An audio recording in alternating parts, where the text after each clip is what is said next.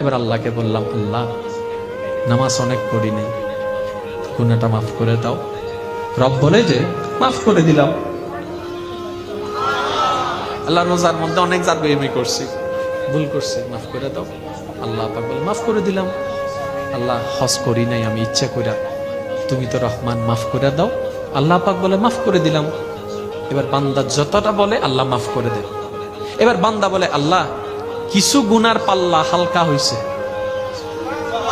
কারণ আমার জান্নাতে যেতে গেলে গুনাহ মাফ করা লাগবে, তো তুমি দয়া করছো, আমার গুনাহ মাফ হচ্ছে, আল্লাহ দয়া। এবার বান্দা বলে, আল্লাহ ওই আমার ভাইয়ের জায়গাটা খাইছি যে কিছু গুনাহ হয়েছে, তুমি মাফ করে দাও। রব বলে যে না রে বান্দা, এটা আমি করব। আল্লাহ কেন? তুমি আমার যে বান্দাকে কষ্ট দিয়েছো সে যদি মাফ করে আমিও